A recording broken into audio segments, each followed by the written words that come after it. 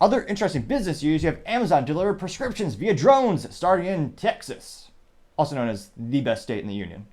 I might be a little biased. Although, I'm a little disappointed in myself. I should have walked over and got my Texas hat, my cowboy hat for that. Nevertheless, next time, we will slowly but surely will improve the, I was about to say that's not really special effects, that's rudimentary effects to say the least. Compelling nevertheless. Now, it looks as if this will first be rolled out to customers in College Station, Texas, and they will not get their prescription dropped off to the door via Amazon's drone delivery system with as little as 60 minutes from placing the order. And the craziest part, no additional cost, which that is pretty astonishing. Now, granted, it'll be interesting to see, I don't know what the ROI is for these drones. They probably have a pretty substantial upfront cost. However, it's probably also cheaper than paying for a driver, which again, the price of labor in the United States is getting out of control. Businesses can barely make it as it is. And consumers, remember, it's always passed down to the consumer. Well, the drivers are getting more and more expensive. UPS they're making six figures driving a truck, which I would never thought was possible. And the rate subsequently went up and customers not happy, which is why a lot of people are starting to use FedEx. But with Amazon, they got those drivers, and then those expensive Rivian trucks that they make, or vans, whatever you want to call those little silly things. So instead of those two things, you can get the drone. And it's quicker.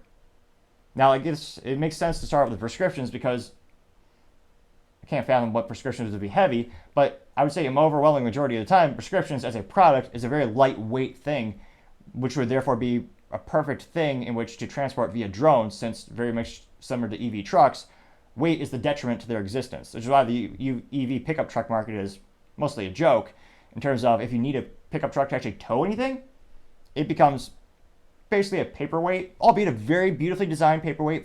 I'm just going to say they got some great designers over there at Rivian, as well as, well, Ford a little bit. But when it comes to towing, it makes it useless. Very similar to drones as well. The lighter the product, the easier it is to actually ship it, because again, the batteries last longer, there's less of a payload on the actual drone. So this makes perfect sense for them to start off with these pharmaceutical pills. And in the United States, people get more and more unhealthy. There's just going to be an exponential increase in how many pills people are shoving down their palate these days. So it's definitely a growing market, similar to the American wasteland. A lot of growth. Now, they also say that eligible Amazon pharmacy customers can select, quote, free drone delivery in less than 3 minutes at checkout, and the pharmacist will ensure that medications are loaded and transported to the customer's home within the next hour. So pretty darn lightning quick.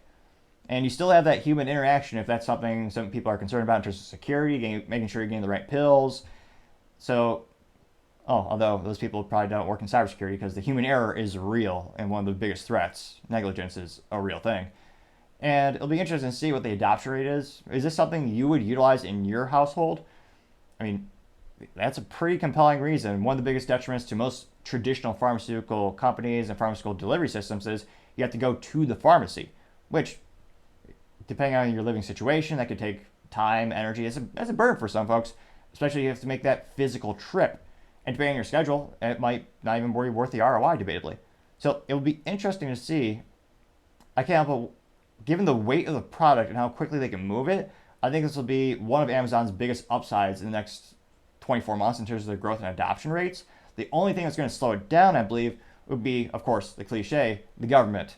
So it might be the FAA. I know there's certain restrictions on how high you can fly the drones, what the restrictions are, what local municipalities and local cities may or may not want.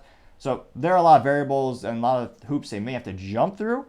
But overall, I think in terms of consumer benefit, it might be pretty good. And in terms of, crime and theft, I suppose the bad guys, who wouldn't want trap shooting with prescription pills falling down from the sky? That's a pun. Well, kind of a joke. I'm sure it might happen in some cases.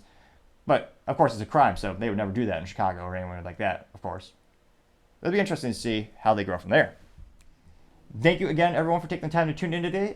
Again, we're trying to get to 4,000 subscribers by the end of October, so if you can click that button, I would greatly appreciate it. Also, the comments are appreciated as well. We try to make the show better and better and better together. If you like the video, leave up a thumbs up or a thumbs down if you don't like it, and then leave the comments so I actually know how to make the show better for you. And also, don't forget to take the time to tell your family, tell your friends, tell your coworkers, heck, tell your enemies, tell anyone and everyone. Just stay safe and fight the good fight.